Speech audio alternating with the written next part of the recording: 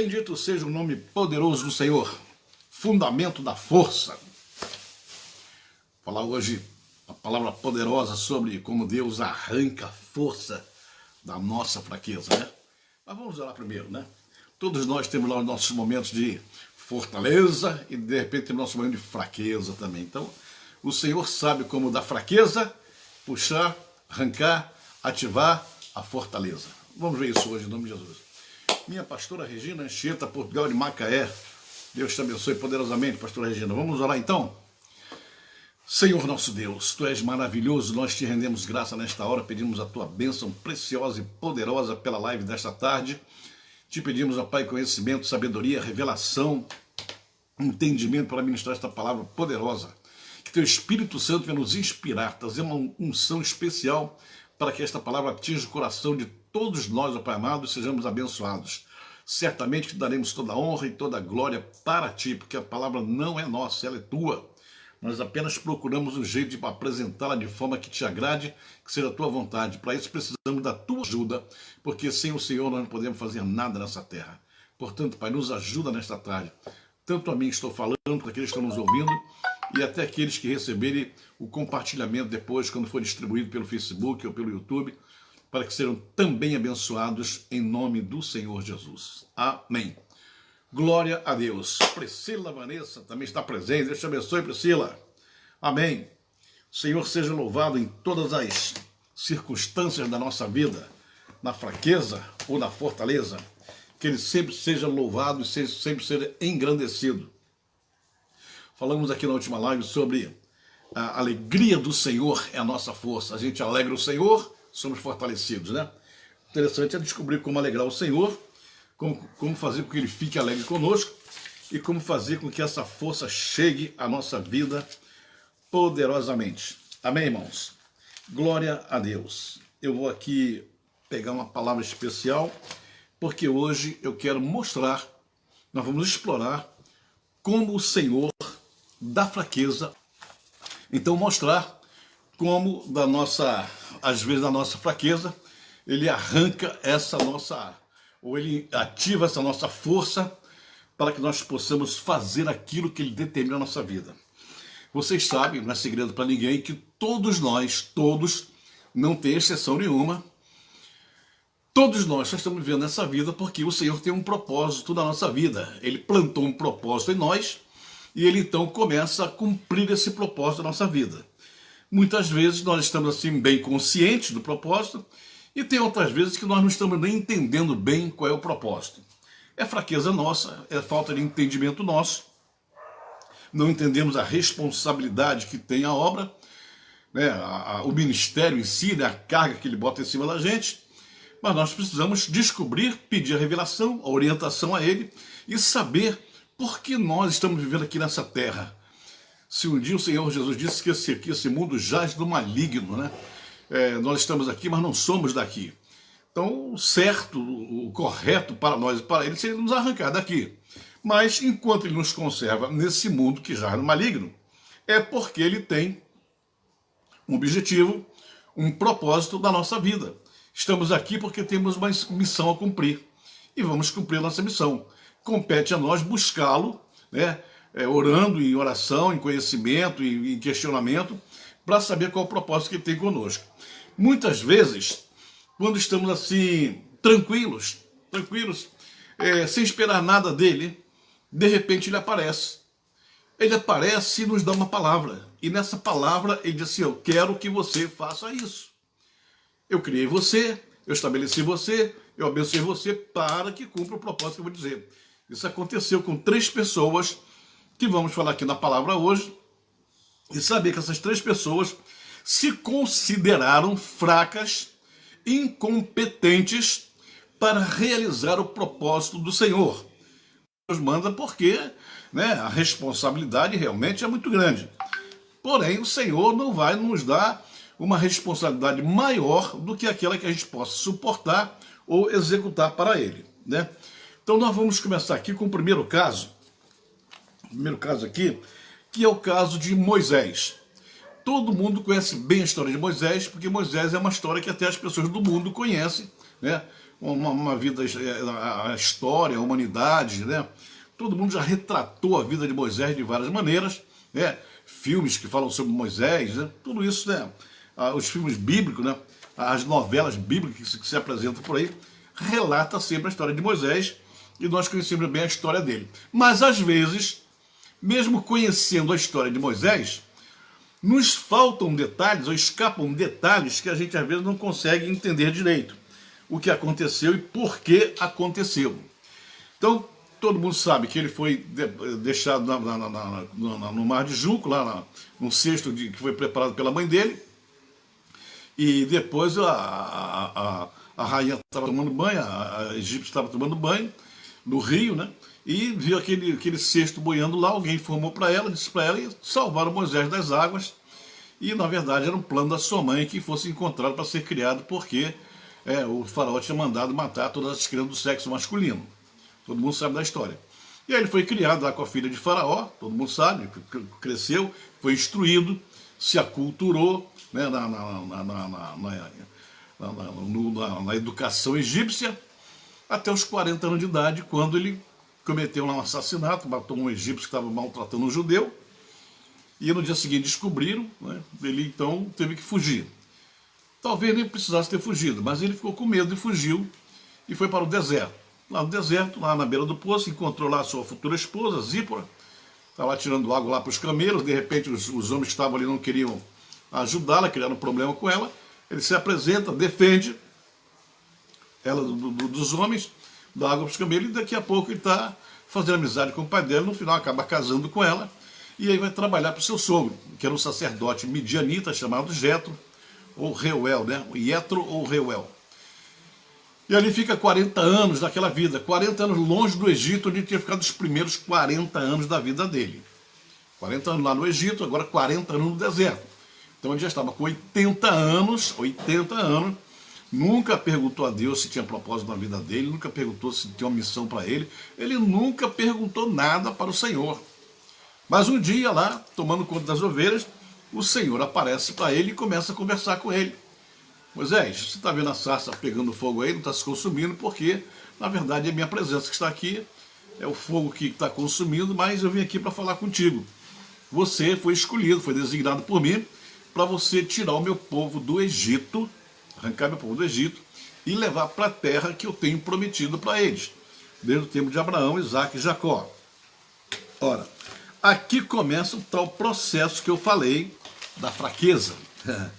Quando Moisés começa a conversar com o Senhor, quando ele começa a expor as razões dele, ele então começa a ter uma visão, preste bem atenção, que é aqui que começa o negócio. Ele começa a mostrar para o Senhor, demonstrar para o Senhor a visão que ele tinha dele mesmo. Moisés, segundo a visão do próprio. E aqui é o que acontece com quase todo mundo que recebe uma missão divina e apresenta então o resultado da sua fraqueza. E aí ele começa então a dialogar com Deus e começa a mostrar que ele não tinha a mínima condição de fazer o que Deus queria. E Deus disse, não, mas eu vou levar você lá, eu vou contigo, eu vou te dar poder, eu vou te orientar. Não, mas eu não tenho condição nenhuma. Eu não sei falar direito, eu sou pesado de língua, pesado de boca. O faraó é muito inteligente. O argumento é muito forte, há 40 anos que eu estou fora de lá. Eu não posso fazer isso, eu não tenho condição de fazer isso, eu já tenho 80 anos, eu sou idoso. Não, mas você vai, mas eu não vou, não tenho condição. E ele começa então a criar uma certa ira do Senhor contra ele. Porque o seguinte, você vai, diz, não vou, não vou e não vou. Não tenho uma condição. Então, olha que coisa interessante que acontece nesse momento. Não pensem vocês, irmãos, que Deus é insensível à nossa fraqueza. Não. O Senhor que nos criou, Ele sabe o tamanho da nossa estrutura espiritual. Ele sabe a dimensão da nossa estatura espiritual. Portanto, Deus não ignora, Deus não desconhece também o tamanho da nossa fraqueza. Nós queremos ser fortes, mas não conseguimos. Então a nossa fraqueza é muito grande. Por quê? Para nós aqui nessa terra, que jaz no maligno, sempre é mais fácil se acomodar na fraqueza do que tentar se acomodar na fortaleza. Quando você se acomoda na fraqueza, você vai atrair a atenção de todo mundo para ter pena de você e para te ajudar. Você vai ser o pobre coitado. Então todo mundo vai ficar com pena de você e vai te ajudar. E se você tenta se acomodar na fortaleza, as pessoas vão olhar para você, achar que você é forte e vai ser o contrário. Eles vão buscar soluções na tua fortaleza. Ah, você é forte, vai me ajudar então. Então é muito mais fácil se fingir de fraco ou ser fraco do que ser forte. Porque o forte será cobrado. O pobre coitado fraco será deixado de lado, porque quem quer andar com o fraco? Quem é que quer andar com alguém que é mais fraco do que ele? A nossa tendência como ser humano é sempre procurar andar com alguém que seja mais forte do que nós, até para nos proteger. É uma espécie de proteção que a gente tem quando o forte está do nosso lado, né? Então, Deus sabe, não é insensível que nós somos fracos. Então, Deus não, vamos dizer assim, não se aborrece com isso. Ele não fica chateado com isso, porque ele sabe que aqui na terra nós somos fracos. Então ele começa a conversar com Moisés e vai falando o que tem que fazer. Você vai tirar, eu vou mandar as pragas, você tem na sua mão uma vara que vai virar cobra, você vai fazer acontecer isso, acontecer aquilo, Arão vai contigo, Arão fala por você, e Moisés não. Aí acontece uma coisa curiosa, eu não sei se você já prestou atenção na sua Bíblia, mas quando você começa a ler essa história, que começa no capítulo 3 de Êxodo, né? Quando a sarça começa a pegar fogo, é aí que Deus aparece e começa a conversar com ele. Então você vê no capítulo 3 todinho, no capítulo 4 todo, Deus está falando. Deus está falando. Aliás, no capítulo 4 todo, no capítulo 4, até o versículo, deixa eu ver aqui. Ah, não, passou aqui mais. Passou 4. Ó, capítulo 3, capítulo 4, capítulo 5, capítulo 6, até o 6, 14. 4, 3, 4, 5, capítulo 6, 4 capítulos, até o versículo 14, Deus está falando, Deus está falando, Deus está falando, e Moisés, não vou. De repente, assim, do nada, o Senhor nosso Deus interrompe o diálogo. Deus para de falar com ele para ele ir. E é uma coisa curiosa, porque no versículo 14 há uma interrupção. Bom, então, vamos parar essa conversa aqui, que eu tenho outro assunto para falar contigo. Aí o Senhor, olha que coisa, como é que o Senhor começa a arrancar força, a ativar a força daquele que é fraco. Se você é um desses obreiros que está me ouvindo aqui agora, você está passando por um momento de fraqueza, de achar que não pode, não consegue. É uma igreja nova que você tem que abrir, é uma congregação nova que você tem que fazer. E você está achando que não tem condição, que é incompetente, que a pandemia vai atrapalhar, que o diabo vai atrapalhar, que não tem dinheiro, que não tem isso. Você começa a ver o lado negativo e Deus está dizendo para você ir, observe o que aconteceu aqui. Porque o diálogo foi interrompido por Deus para contar uma outra história para ele. De repente o Senhor fala assim, bom, para com essa história então, de tirar o povo do Egito, que eu quero te contar uma coisa. Eu vou te contar uma coisa. Quando Deus interrompe, do versículo 14 até o 27, o Senhor começa a falar a origem dele. Começa a falar dos antepassados dele. Começa a falar da genealogia dele. Preste muita atenção, porque o livro de Êxodo não é um livro de genealogia. Genealogia lá em Crônica, no livro seguinte, lá em Reis, mas a genealogia aparece aqui no livro da Crônica especificamente por causa de Moisés e por causa de Arão. E o Senhor começa no versículo 14 com essa conversa, abandona uma conversa e entra com outro assunto. Tá bom, mas então vamos dar um tempo aí que eu tenho outra conversa para falar contigo. Aí começa assim, os chefes das famílias, né, de Rúben, o primogênito de Jacó, olha, começou lá em Jacó e foi puxando, Deus começou a puxar. E vai falando de todos os descendentes dele, que gerou fulano e tal, gerou Simeão, gerou um, gerou outro, depois os nomes de Levi, da tribo de Levi, segundo as suas gerações, Gerson, Coate, Merari, os 3 sacerdotes, né? Os anos da vida dele foram 137 anos, os filhos de Gerson, tá vendo? Libni, Simeão, segundo a sua família, os filhos de Coate, Anrão, guarde bem esse nome, Anrão. Aí Moisés começa a se ligar. Anrão, Gizá, Hebron e Uziel. E os anos da vida de Coate foram 137. Os filhos de Merari, Mali, Muzi, são a família de Levi, segundo a geração. Anrão, olha o Anrão de novo aí, tomou por mulher a Joquebede, sua tia. Casou com a própria tia, o Anrão.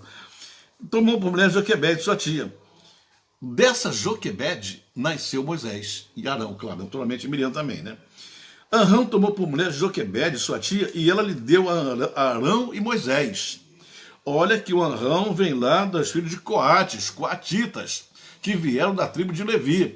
Deus está contando para Moisés a história dele. Deus está mostrando para Moisés a genealogia dele. Deus está dizendo das origens dele. Deus está falando de onde ele veio. Deus está falando do tipo de família, qualidade de família, de onde ele saiu. Moisés, enquanto você está falando que você não consegue, que você é incompetente, que você não sabe falar, que você não tem condição, eu quero te provar que a tua família, da onde você saiu, é uma família de excelência, de qualidade. Você vem de uma descendência de homens valentes. Você vem de uma descendência sacerdotal. Você vem de um lugar que eu já te preparei para nascer ali. A tua mãe te salvou com uma bravura incrível. A tua mãe enfrentou lá os soldados, juntamente com as parteiras, para te defender. A tua irmã te pegou e levou para a rainha. Você vem de uma família poderosa e de excelência. Por que você está bancando covarde, Moisés? Por que você está bancando fraco? Por que você está achando que você é fraco, Moisés? Estou contando a tua história, estou mostrando a tua descendência, estou mostrando as tuas origens. Eu estou mostrando que na tua genealogia tinha homens valentes, mulheres valentes, e você agora está dando uma de covarde? Vamos lá. E os anos da vida de Arão foram 137 anos. Os filhos de Jair, Corate, de José, aí vem contando tudo. Arão tomou por mulher Eliseba, filha de Aminadab, e vem falando tudo. Aqui não fala que Moisés tomou Zípora por mulher, porque Zípora está fora da história de Israel, né? Então vai falando. No finalzinho ele fala, Eleazar, filho de Arão, que também foi sacerdote, tomou por mulher para cima das filhas de Putiel. Ela deu a luz a Finéias. São estes os chefes das suas casas, segundo a sua família. São estes, aí fala, são estes Arão e Moisés, as quais o Senhor disse, tirai os filhos de Israel da terra do Egito. São estes os filhos de Israel, aos quais Deus falou, tirai os filhos de Israel da terra do Egito, segundo as suas hostes. São estes os que falaram a Faraó, rei do Egito, a fim de tirar do Egito os filhos de Israel. São estes Moisés e Arão. Ou seja, o Senhor, para mostrar para Moisés que ele podia, que ele tinha coragem, que ele tinha audácia, que ele tinha condição, que ele vinha de uma família corajosa, de homens guerreiros, de homens lutadores, de sacerdotes, contou a história dele. E hoje, quando a gente vê um pastor, um líder, um apóstolo, alguém na igreja, que recebe o propósito chamado de Deus, começa a mostrar fraqueza, eu não posso, eu não consigo, eu não tenho condição, não tenho dinheiro, não tenho isso, você não tem o quê? Será que é necessário que Deus venha contar a história da tua família e provar que você vem de uma família onde Deus já te ungiu ali atrás, onde pessoas valentes geraram você, você vem de uma família numerosa? Talvez você conheça apenas o teu avô, teu bisavô, mas que as histórias mais atrás? E a tua descendência mais anterior? E aquilo mais longe? Da onde você veio? Se Deus chegou agora em você e te escolheu para um propósito, fique sabendo que já havia um plano para você lá atrás, na tua quarta, quinta, sétima geração anterior, na tua genealogia, já havia um plano para você. Isso é poderoso, isso é maravilhoso. E foi isso que convenceu Moisés, porque quando chega aqui no versículo 27, que esse assunto acaba, aí o Senhor retoma a conversa. Bom, Moisés, parei para contar essa história. Vamos voltar agora para o nosso diálogo anterior.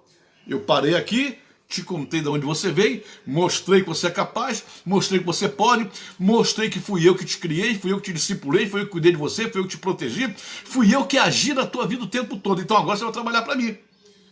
Bom, agora vamos voltar para o nosso assunto. Olha lá. Aí começa no dia que o Senhor falou a Moisés, vai, tira o povo do Egito, tal, etc. Aí Moisés respondeu, mas eu não sei. Fala, não, mas Arão vai contigo. E acabou o assunto. Já provei que você não é o pequenino, que você não é o fracote, que você não é o covarde, que você não é a pessoa que não tem condição. Você tem condição, está provado aqui. Provei para você. Eu conheço teu CPF, de onde você nasceu, tua mãe, teu avô, teu bisavô, teu tataravô, conheço todo mundo. E era tudo gente de excelência. Agora você está desmoralizando a tua descendência, dizendo que você não pode, não consegue. Presta atenção, pai, você foi o mais abençoado. Você foi mais abençoado. Enquanto a tua família trabalhava como escravo no Egito, você estava na educação egípcia, você não era escravo. Você foi criado no palácio, você recebeu educação, você aprendeu a falar, você aprendeu a liderar, você aprendeu a ser forte. Agora vem dizendo que não sabe, que não pode, que não tem condição. Que é isso, rapaz? Olha como eu te valorizei. Olha como eu te ajudei, então agora você vai. Olha, isso foi que transformou a vida de Moisés, de um homem que dizia que não podia, que não tinha condição, num homem que de repente viu que podia e foi. Quando você lê a história de Moisés daí para frente, você vai observando os momentos, as atitudes de Moisés no deserto, no monte, com Deus, com o povo, com todo mundo. Aquele homem que disse que não tinha condição, de repente o homem se transforma num gigante, num dos maiores líderes que já pisaram nesse planeta, nessa terra. Olha que coisa tremenda. Eu posso garantir para você que Moisés foi o único homem na história da humanidade que conseguiu liderar mais de 3 milhões de pessoas num ambiente completamente adverso. Num ambiente que não tinha água, que não tinha comida, que não tinha lugar para ficar, era cabana, era sol, era deserto, era pedra, era adversidade de todo tipo, e todo mundo se manteve unido, porque a liderança dele era uma liderança estabelecida pelo Senhor. E o Senhor só põe as mãos dele numa liderança quando a liderança realmente se apresenta com fortaleza, como sendo forte. Olha que coisa interessante. Você já leu a palavra quando diz que os covardes não entrarão no reino de Deus? Você já leu na Bíblia quando diz que se te mostrares frouxo no dia da tua angústia, a tua força, tua força. Estamos falando de fundamento da força, que é a coisa mais preciosa, é um fundamento de reino. Agora o Senhor está dizendo, se você for frouxo, a tua força será pequena. Não vai ter condição de fazer nada. Porque você, quando se enxerga, quando se olha, você não é nada. Você não é nada, não serve para nada. Agora, Deus pega esse homem foi o homem que disse que não podia, que não conseguia, que no dia que fizeram bezerro de ouro, ele desceu do monte na maior santidade, 40 dias com o Senhor, uma unção tremenda, uma espiritualidade tremenda. O homem via na graça, na unção, da santidade. E de repente, quando Josué fala assim para ele, Josué ficou no pé do monte, quando voltaram, Josué não tinha discernimento como ele. Olha, chefe, o pessoal está cantando, o arraial está alegre. E ele, com o discernimento que ele tinha, porque vinha da presença do Senhor, ele disse, não é festa de alegria, isso é outra coisa, isso é rebeldia. Aí começou já a ficar irado quando chega lá que viu o bezerro de ouro, joga as pedras, arrebenta tudo, depois mandou chamar os levitas lá e pega da espada e sai perguntando quem é que está do lado do bezerro de ouro, quem tiver corta a cabeça. E a Bíblia diz que naquela noite caíram cerca de 3.000 pessoas. O homem que não podia, o homem que não conseguia, o homem que dizia que era fraco, o homem que dizia que não tinha condição, o homem que tinha a língua pesada, a boca pesada. De repente esse homem encara todo mundo, e enfrenta todo mundo, porque blasfemaram contra Deus, porque fizeram um bezerro de ouro para dizer que Deus era parecido com um boi. Essa foi a intenção dele, o nosso Deus é igual um boi forte. A referência que a gente diz é que é um tipo boi brabo. E não era nada disso. Mas Moisés vai lá e arrebenta tudo e resolve o problema. Que coisa tremenda. Então Moisés realmente, quando Deus ativou a força dele, mostrando a origem dele, o homem se tornou um valente. A força dele nunca saiu dele. Olha que palavra bonita quando Moisés subiu no Monte Nebo para se encontrar com o Senhor e não voltou mais. A pessoa, nós sabemos quem foi que escreveu o capítulo 34 do Devarim, do Deuteronômio, que fala que Moisés morreu com 120 anos, não se lhe escureceram os olhos, nem se sentiu fadigado, nem se sentiu cansaço, nada bateu seu corpo. 120 anos de idade, a força que Deus ativou em Moisés o levou a 120 anos de idade, enxergando bem, sem cansaço nenhum. A alegria do Senhor é a nossa força. Homem valente, Deus teve que convencê-lo, e Deus o convenceu. Só foi contar a história dele que ele começou a dizer, realmente, os coatitas, né? Gerson, os levitas, realmente eu vim de uma linhagem boa, eu vim de uma linhagem corajosa, eu vim de uma linhagem que topa qualquer parada. E aí Deus volta e ele vai e faz a obra do Senhor. É o primeiro caso que a gente vê de Deus ativando a força de um homem que era forte e não sabia ou não reconhecia, porque a maioria de nós tem a fortaleza dentro de si, mas tem que ser ativado porque às vezes não reconhece.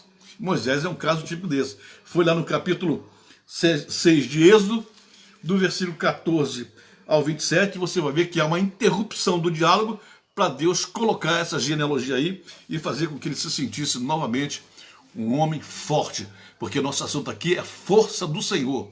Sem a força do Senhor você não cumpre o teu ministério de jeito nenhum.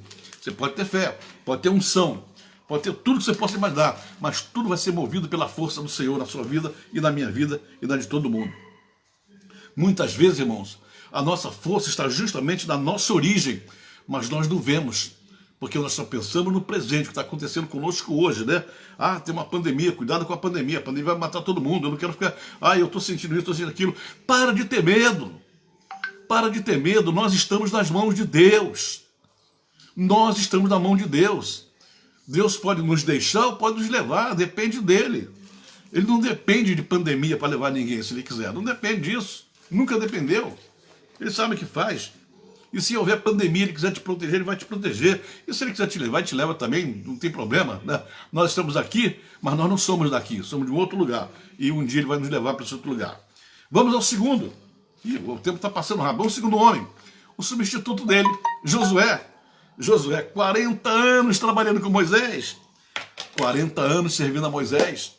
Olha que coisa interessante, na Bíblia, né, no livro de Êxodo, no Pentateuco todo, Moisés é chamado de servo do Senhor, servo de Deus, servo do Senhor. E o pobre do Josué, servo de Moisés, estava servindo a Moisés com a maior alegria da vida dele, fazer aquilo com um prazer tremendo. Moisés era o chefe, ele se considerou ali o ajudante de ordens dele, né? O imediato dele, se fosse um comandante da marinha, seria o imediato, né? Estava ali como se fosse do exército, era ajudante de ordem. Estava ali o tempo todo defendendo, guardando, protegendo o chefe, né? Botou lá a barraca dele na frente do chefe. Quando alguém vinha falar com Moisés, o que você quer com Moisés? Qual é o problema? Qual é o assunto? Não, é com Moisés que eu quero falar. Primeiro fala comigo, eu vou analisar se vai falar com ele ou não. Tem que falar comigo primeiro. Olha, defendia o chefe, estava lá firme e forte, protegendo e guardando o chefe. Teve um dia que o pessoal estava profetizando, e ele disse assim para Moisés: chefe, o pessoal aí está profetizando, se o senhor quiser, eu mando todo mundo calar a boca. Faço eles pararem de profetizar rapidinho. Aí Moisés falou: calma, fica nervoso não, meu filho. Oxalá todos profetizassem, deixa profetizar à vontade, não tem problema nenhum não. Mas esse Josué, que era, né, temente a Deus, temente a Moisés, era o imediato de Moisés, estava fazendo tudo ali, de repente Moisés morre, e ele amava muito a Moisés. Moisés morre, e agora? Morre justamente na hora da entrada, na hora que vamos entrar em Canaã. Moisés devia estar aqui agora, porque Moisés morreu, por que Deus levou Moisés agora? Como é que pode? E agora, como é que vai ser? Quem que vai assumir esse negócio aí? Qual é o chefe de tribo? Qual é o chefe da tribo que vai assumir? José era da tribo de Efraim, né? Não era uma tribo nem de primeira linha de Israel, né? Não era de Judá, nem nada, né? Era de Efraim, efraimita. E aí, de repente, você fala: Moisés, ô Josué, Moisés está morto. Moisés morreu. Então agora é contigo. Mas, Senhor, comigo é você mesmo, você. E ele conhecia aquele povo. Ele conhecia aquele povo, ele sabia como aquele povo criou problema com Moisés. Mas Moisés enfrentou a todos, enfrentou o tempo todo e resolveu a parada. Agora vem Josué. E quando Josué vem, aí você vai ver uma coisa muito bonita na história de Josué, como Deus ativou a força sobre Josué, a força do interior de Josué. É uma coisa tão linda que eu vou ler para vocês aqui, quando Deus começa a falar para ele das instruções de como seria a substituição de Moisés, né? É claro que eu vou ler para vocês aqui um versículo em Devarim, em Deuteronômio, é o último versículo, dos últimos versículos, 34, versículo 9. Fala assim, Josué, filho de Num, estava cheio do espírito de sabedoria, porquanto Moisés havia posto sobre ele as suas mãos. Então esse Josué, ele estava com a sabedoria tremenda. Liderar aquele povo não seria tão difícil para ele, até porque estavam chegando na terra prometida. Haveria divisão de tribo, das tribos, a divisão das terras pelas tribos. Cada tribo iria para o seu pedaço. Então não haveria muito problema, né? Aparentemente não haveria muito problema. E cada chefe de tribo ia liderar sua tribo e Josué ficar numa boa. Josué estava com a idade de 85 anos, quando assumiu. É interessante isso. Mas aí Deus começa a falar com ele. E Deus está vendo o desânimo dele, está vendo, o que eu vou fazer agora, como é que vai ser? Como é que eu vou liderar esse povo todo? Será que vão me obedecer? Será que vai? E o povo está esperando alguma coisa da parte de Deus. Então o Senhor começa a falar com ele. Eu vou ler para você aqui e te mostrar uma curiosidade. Esses versículos pequenos que tem aqui, são 9 versículos. Vou ler para você. Sucedeu depois da morte de Moisés, servo do Senhor, Moisés, servo do Senhor, que este falou a Josué, filho de Num, servidor de Moisés. Olha o que eu falei.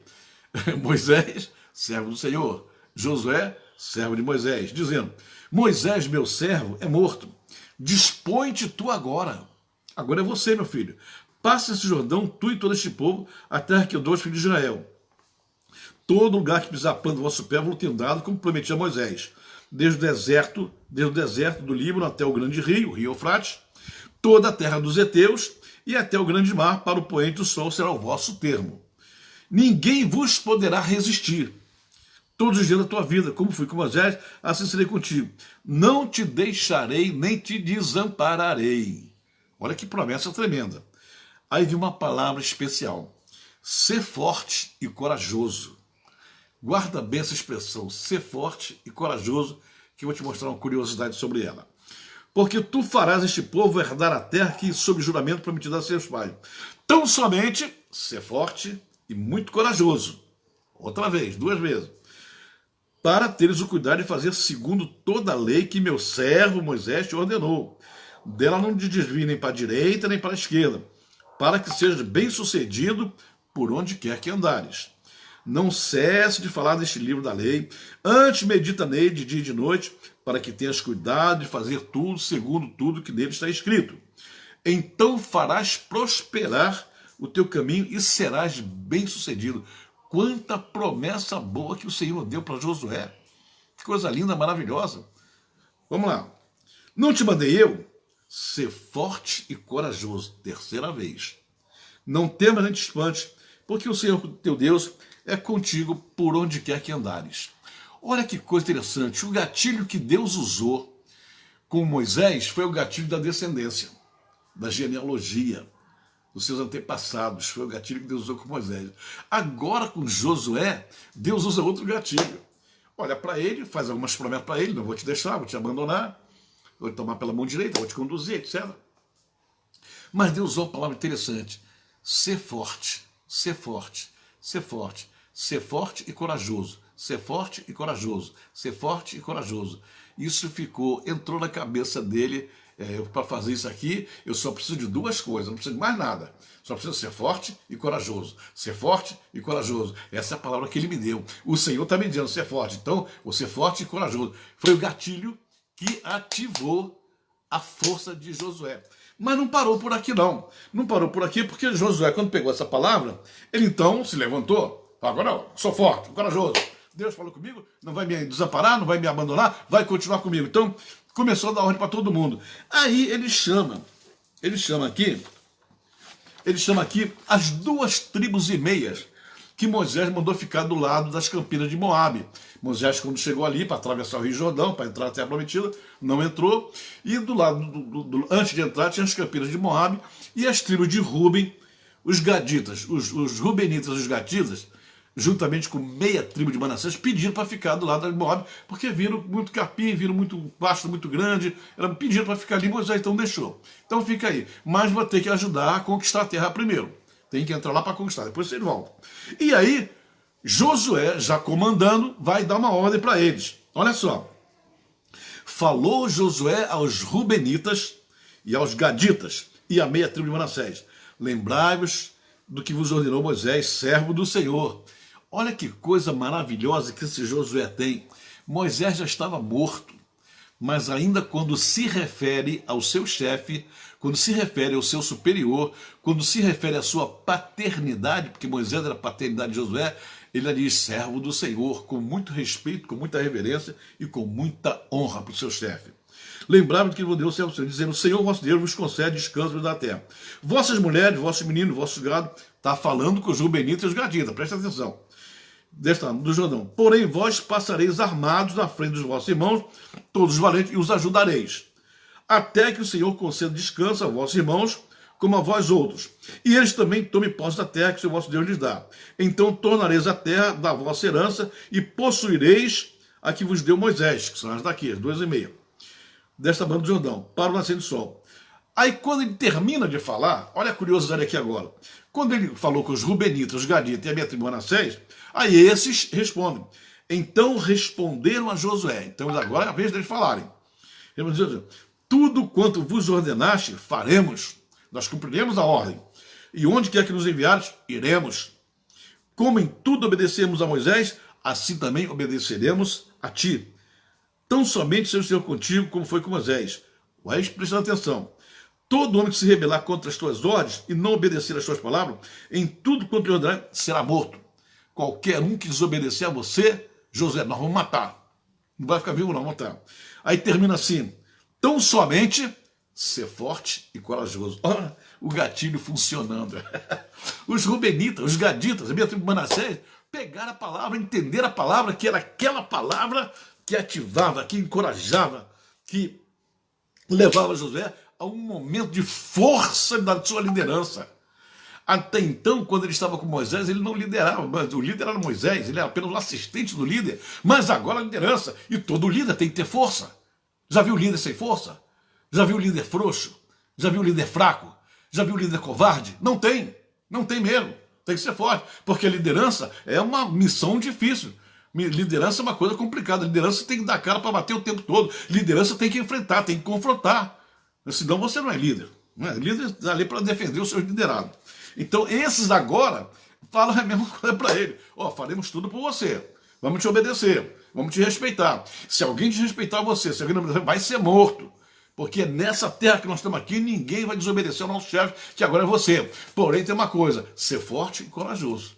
Você não pode afrouxar. Você não pode nos abandonar. Não pode largar a gente. Ser forte e corajoso. Não, deixa comigo. Você é forte e corajoso, e realmente se cumpriu a palavra nele. Josué, o gatilho usado por Deus foi essa expressão: ser forte e corajoso. Meus irmãos, minhas irmãs, eu estou falando tudo isso, ainda vou falar de Gideão, para você entender. Eu tenho certeza, como na minha vida foi, e na sua vida também, sempre é uma palavra específica de Deus, que um dia Deus falou para você, ou tem falado para você, ou até falará para você. Mas é isso que vai ativar a força em você, fazendo com que a tua fraqueza se encolha e a tua fortaleza cresce. Porque fundamento do reino é a força é fundamento do reino. O reino está fundamentado em 12 fundamentos, e um desses fundamentos é a força. Você pode ter fé, você pode ter visão, você pode ter sonhos, você pode ter o que você quiser, mas vai precisar da força para movimentar. Eu já dei vários exemplos aqui: o navio para navegar, tem o motor, tem a tripulação, mas se não tiver o motor para dar força para ele, não vai. O carro tem que ter combustível para funcionar. Nós precisamos de saúde para funcionar. Tudo tem que ter força, porque força é fundamento. Eu não falei aqui ainda, mas vou falar nas próximas lives. Você vai ver que Deus deu força ao mar, Deus deu força à terra, Deus deu força ao vento. A natureza tem força, a natureza funciona pela força. O sol emite energia. Então você vai ver a presença do fundamento da força na natureza, no ser humano, em todo mundo você vai ver a força. E principalmente para aqueles que querem cumprir o ministério. Vamos lá, o Cláudio está me lembrando aqui: se inscreva no YouTube, se inscreva no meu canal. Eu estou precisando aumentar lá o número de pessoas no canal, que está muito baixo, tem que aumentar. Vai lá, compartilha, curta e aciona o sininho, né? Vamos lá, rapidamente, para a gente conseguir falar aqui ainda sobre outro homem também, que era um fracote, um fracote tão grande. Eu até escrevi aqui o que ele disse, as 4 coisas que ele disse a respeito dele mesmo. Ô, homenzinho frouxo. Gideão. Gideão. Gideão estava lá na sua terra, em Israel, de repente os midianitas vieram atacar Israel e que começaram a perturbar Israel, e todo mundo orando, clamando ao Senhor, clamando. O Senhor mandou um profeta para falar com eles e tal, até que um dia mandou um anjo falar com Gideão. Ninguém sabia quem era Gideão em Israel. Gideão, um completo desconhecido, um sujeito que jamais pensou em pegar numa espada para lutar. O negócio dele, ele era filho lá do seu pai, era Joás era seu pai, e ele, coitadinho, trabalhava com seu pai, né? De repente o anjo aparece. O anjo aparece na pastora Paula Souza, até que vinha aparecer, minha filha. Graças a Deus. Deus te abençoe. Então o anjo chega assim, e o anjo, quando se aproxima dele, diz assim: o Senhor é contigo, homem valente. Tem uma outra versão que fala: o Senhor é contigo, varão valoroso. Gideão, está falando comigo? Está falando comigo mesmo? Tem certeza que está falando comigo? É contigo mesmo que eu estou falando. Você é um valente, eu valente. Aí começou o drama. Começou o drama porque não tinha nada disso. Ou seja, Gideão, assim como Moisés e como Josué, tinha uma visão a respeito de si mesmo. O problema desses homens que eram fracos é porque eles tinham uma visão distorcida deles. Eles não se imaginavam como deveria ser. Aí respondeu Gideão: ai, Senhor meu, se o Senhor é conosco, por que nos sobreveio tudo isso? Por que ele nos abandonou? E o anjo começou a falar com ele. Aí então o Senhor vai e fala para ele: vai nessa tua força. Que força? Que força que esse homem tinha? Ele, Gideão, não estava vendo a força que ele tinha. Como eu acredito que você, talvez hoje, meu irmão, minha irmã, não esteja entendendo nem vendo a força que você tem para cumprir teu ministério. Você está menosprezando, depreciando, diminuindo a força que Deus te deu e está se considerando fraco, e o inimigo está te enganando, dizendo que você não pode. É claro que você pode. Você tem força. Aqui ele falou assim: vai nessa tua força e livra Israel da mão dos midianitas. Porventura não sou eu que estou te chamando? Assim como Deus te chamou, está falando para Gideão. E ele disse, quando ele disse, aí ele mostra para o Senhor a visão que ele tem dele mesmo, exatamente como Moisés fez e Josué também. E ele vai dizer assim: Senhor, presta bem atenção. Ele deve ter falado para o Senhor, vou parafrasear aqui, eu acho que o Senhor não está entendendo bem direito, né? Eis que a minha família, Senhor, é a mais pobre de Manassés. É mais pobre em Manassés. A minha família é mais pobre. E eu sou menor na casa do meu pai. Então a minha família é pobre. E no meio desses pobres ainda sou menor ainda. Ou seja, Senhor, eu não sou nada. Vai chamar outro, procura outro. Eu não sou ninguém. Oh, que coisa tremenda. É uma coisa incrível como a nossa visão a respeito de nós mesmos é completamente diferente da visão que Deus tem a nosso respeito. Aí o Senhor vai falar com ele. Enquanto ele tinha uma visão dele no presente, e nós temos a nossa visão no presente, Deus tinha a visão dele no futuro. Quando Deus te chamou e te deu e falou que tinha um propósito com você, e disse que ia usar você, e disse que ia botar uma grande obra na tua mão, disse que ia te usar poderosamente em várias partes do mundo, quando Deus fez as promessas para você, ele sabia e ele sabe que você tinha força com você. Embora você não enxergue, mas ele uma hora vai ativar, como ativou na vida de Gideão. Quando começa a conversar com Gideão, a força que ele achava, que Gideão via dele, era uma força fraca, não tinha força nenhuma, era fraco. Então acontece tudo aquilo, o Senhor começa a dar as instruções para ele, e ele então tá bem, então eu vou. Mas eu quero, né? Mas como é que eu vou? Eu vou te ajudar, vou fazer isso. E ele conseguiu ajuntar 32 mil homens. Agora preste atenção no que eu vou dizer. Você já parou para meditar? Se realmente ele não era ninguém, não era conhecido, não era valente, era fraco, era pobre, não tinha projeção social nenhuma, como é que ele conseguiu arranjar 32 mil pessoas para lutar? Epa, afinal de contas, então ele não era tão fraco assim. Só o fato de ter arranjado 32 mil homens para lutar já demonstra que ele tinha capacidade de liderança, que nunca foi usado. Porque quando hoje veio falar com ele estava malhando trigo no lagar. E lagar todo mundo sabe que não é lugar de trigo, se malha no campo, né? Lagar é aquele terraço que tinha em cima da escada que se pisoteava uvas. E ele agora pegou o trigo, levou para cima da casa para bater trigo. Não tinha como bater trigo no lagar. Era um trabalho muito, muito pesado. Bate esse, traz mais. Vai. Lá, trigo se malha no campo, lá no campo se bate o trigo. Mas agora, como é que esse homem, que não era nada, consegue 32 mil pessoas? Opa, então peraí, então você não é tão fraco assim, rapaz? Como é que você conseguiu convencer? Se você é fraco, como é que você conseguiu convencer a arranjar 32 mil homens para lutar? Epa, então você tem capacidade. Já parou para pensar nisso? Já prestou atenção nisso que você, de repente, você mostrou que pode? 32 mil homens. Ah, agora eu vou, não tem problema. Agora 32 mil, vamos lutar. Lutar pela nossa terra. Mas o Senhor disse, não, calma aí. Calma aí, porque se vocês vencerem com esses 32 mil, vão dizer que foi a força de vocês. E eu quero mostrar para vocês, Gideão, que a força que você tem é a força que eu estou te dando. Sou eu que vim te ativar, sou eu que vim te demonstrar, sou eu que vou te liderar, sou eu que vou te comandar. A força é minha, então a glória também é minha. Então faz o seguinte, eu estou vendo no meio aí dos seus homens aí que tem muito frouxo, tem muito covarde. Manda os covardes cair fora. E ele gritou, covarde, vai embora. E a Bíblia diz que 22 mil homens caíram fora, sobrou 10 mil, aí ele começou a entrar em pânico. Peraí, se com 32 mil já estava difícil, imagine com 10. E disse, leva lá para beber água nas fontes de Gideão. Quando você for jogar comigo, eu vou te levar nessas fontes. Eu estive lá na fonte onde ele bebeu água lá com o pessoal dele. Aquele que bebe água lambendo, você separa, bota a parte. E aquele que bebe água com a mão, você separa também. Aí os que estavam lambendo a água, esses eram 300, e esses 300, é com esses 300 que você vai. 32 mil já era ruim, 10 mil pior ainda, 300. Mas 300 é um só que agora você tem força, agora você está com a força.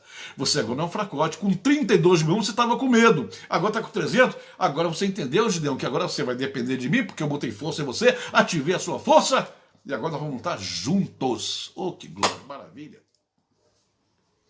Isso me faz lembrar, irmão, isso me faz lembrar, quando a Bíblia diz que Jacó lutou com Deus. Eu já vi muita gente falando que Jacó lutou contra o Senhor, lutou com Deus. Irmãos, você acha que alguém nessa terra, aqui nesse planeta, ou fora do planeta, no universo, você acha que alguém tem condição de brigar com Deus, de lutar com Deus? Isso é uma falta de entendimento, porque na verdade, quando a Bíblia diz que Jacó lutou com Deus, lutou ao lado de Deus. Ou seja, os dois, ele e Deus, lutaram juntos. Eu lutei com Deus, lutei com ele, ele se juntou comigo e eu e ele lutamos juntos, né? Na verdade, eles lutaram contra o inimigo, que o inimigo era o inimigo de Jacó. A palavra Yaakov no original, é a palavra calcanhar, aquele que agarra o calcanhar.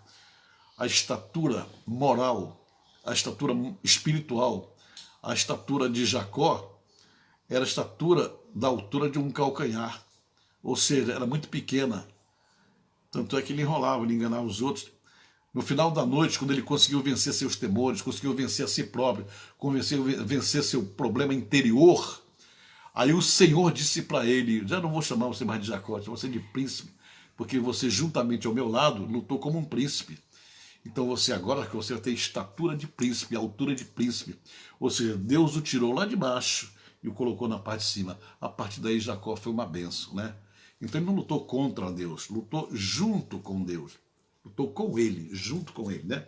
Então aqui é a mesma coisa. Gideão lutou com o Senhor, porque foi o Senhor que deu toda a estratégia. E o Senhor deu uma estratégia para Gideão que não consegue entrar em nenhum manual militar do mundo inteiro. Né? Pode pegar o livro da guerra do Sun Tzu, lá do chinês, e você vai ver que como é que se vai para a guerra com 300 homens, e esses 300 são separados, 100 para um lado, 100 para o outro, e ainda manda fazer barulho. Bota aí, bota o canto, bota a tocha no canto, quebra o canto, sai gritando, pelo Senhor por Gideão, pelo Senhor por Gideão, sai gritando, olha, vai despertar o inimigo. Mas Deus também está fazendo, Gideão estava na força. Gideão foi lá, enfrentou, derrotou. Depois vieram outras pessoas, porque tinha mais cerca de 120 mil homens do Oriente que vieram atacar Israel também. Aí Israel todo se juntou com Gideão. A liderança dele apareceu no momento da fraqueza e da crise. E você, pastor, apóstolo, profeta, fique sabendo que a nossa liderança, a liderança ministerial, ela cresce na hora da crise. Na hora que vem a crise, você vai mostrar quem é você. Junto, pô, vamos vencer essa crise. E vamos, parte para dentro e vence. Todo pastor, todo apóstolo, todo homem de Deus, ele é formado na crise. A crise nos faz crescer. A crise não é para nos derrotar. Deus não mandou a crise para te derrotar. Deus não mandou a tribulação para te derrubar. Deus não mandou a luta para te desmaiar. Não, Deus mandou para você crescer. É Deus ativando, irmãos. A crise veio para ativar você, não entendeu ainda? Não entendeu que esse momento você está passando aí agora? Essa crise no ministério, na igreja, está faltando dinheiro para o aluguel, a pandemia, não sei o que, problema, a gente desviando e tal. Essa crise é para fazer você crescer. Desperta, rapaz. Para você, homem, para você, irmã, você que é obreiro, você que é obreira, tanto faz. É o momento em que Deus está tirando você da fraqueza e botando na fortaleza. É o momento que Deus está mostrando que a fraqueza cresceu, mas tem que diminuir e a fortaleza tem que aumentar. Deus vai acionar, Deus tem um gatilho para você também, como tinha para Gideão, e usou para ele, chamou de homem valente, né? O Senhor é contigo, fez tudo aí, e ele se tornou um grande líder, um grande juiz de Israel. Então, você também pode estar na mesma situação como eu também, mas o Senhor, quando vem a luta, quando vem a prova, opa, eu estou tendo uma oportunidade de aumentar o tamanho do meu ministério. Estou tendo uma oportunidade de alargar as tendas, as estacas. Vou aumentar agora, a crise vem e vou vencer e vou glorificar o nome do Senhor. Que maravilha, não posso continuar porque o tempo acabou aqui. Adriele, Deus te abençoe, Adriele, André Inácio, Silvana Leve também está aí, graças a Deus, quantas pessoas aí. Espero que essa palavra tenha tocado em você. Sai da tribulação, da covardia, levanta a cabeça. Senhor, você está ativando a minha força, então ativa, Senhor. Me dá coragem, me dá unção, porque eu vou enfrentar e vou vencer, Senhor. É o momento da crise. Você já estudou muito sobre o povo judeu? Olha como é que o povo judeu sempre cresceu em cima da crise. Vem a crise, vem a luta, vem o cativeiro, vem a Babilônia, vem o Império Romano, vem não sei quem, vem esse, vem aquele, vem a Síria, vem Nabucodonosor, vem Ciro. Ixi, quanta luta, quanta prova. Quanto mais vinha, mais Israel crescia. Mais Israel era povo de Deus. E assim funciona até hoje, irmãos. Então, pode ter certeza que essa palavra de hoje Deus mandou para pregar para você entender que esse momento que você está passando é o momento em que está gerando força em você para dar um start no seu ministério e você ser abençoado em nome do Senhor Jesus. Amém. A hora não permite mais a gente continuar, mas eu voltarei com outros exemplos ainda, tanto no Antigo quanto no Novo Testamento também. Você vai ver que Deus usou outras situações para ativar. Deus sempre tem um gatilho preparado para cada um de nós. Certamente que o gatilho para você já está funcionando e talvez você não esteja percebendo ainda. Mas perceba, porque você não nasceu para ser frouxo. Não nasceu para ser covarde. Você nasceu para ser forte. Porque o Senhor, quando está alegre, somos fortalecidos, né? Ser forte e corajoso. Você vai nessa tua força que você vai vencer em nome de Jesus. Vamos orar? Senhor meu Deus, Tu és maravilhoso, Pai. Maravilhoso, poderoso. A palavra que nos incentiva, que nos estimula, a palavra que vem tocar o nosso coração, essa palavra de ativar a nossa força, essa palavra de encorajamento, essa palavra que Teu Espírito Santo trabalha em nós todos os dias. O Espírito Santo está ao nosso lado todos os dias. E às vezes não percebemos, Senhor amado, essa crise que vem da pandemia não é para destruir a igreja. Esses profetas do Apocalipse que ficam falando que vai acabar a igreja, que a igreja está em pecado, eles precisam aprender que a igreja é vitoriosa, a igreja sem mácula, sem ruga, sem mancha alguma. É o retrato da igreja, é como Deus vê a igreja. E tem muito profeta aí que só vive falando da igreja, que a igreja está em pecado, tem que se consertar. A igreja é santa, é irrepreensível, é imaculada, não tem mancha, não tem ruga, é poderosa, é santa, é noiva do Senhor. E assim somos nós, vamos vencer essa crise também. e vamos glorificar o nome do Senhor. Haverá um grande avivamento desse país, e é através dessa igreja que está aqui agora. É através dessa igreja que está sofrendo, é através dessa igreja que está na prova, que está na luta. Haverá um avivamento porque o Senhor está olhando para essa igreja. Enquanto essa igreja está se depreciando, Deus está olhando para ela com amor, com alegria, com poder, com unção, com uma visão de avivamento, e vai acontecer. Em nome do Senhor Jesus. Meu Pai, eu te dou toda a honra e toda a glória dessa palavra, pertence a ti. Essa palavra não é minha, é tua, Senhor amado. Por isso receba a honra e a glória dessa tarde. E me perdoa se eu disse alguma coisa que não foi do teu agrado, Pai. E nos abençoa a mim e a todos que estão nos ouvindo, em nome de Yeshua HaMashiach, Baruch Hashem, aleluia, em nome de Jesus. Amém. Hoje é quarta, até sexta-feira, depois da manhã, outra palavra poderosa dessa. Não perca. Convide alguém porque vai ser bênção pura. Em nome do Senhor Jesus. Um beijo no coração para vocês e até depois da manhã, se Deus quiser. Amém.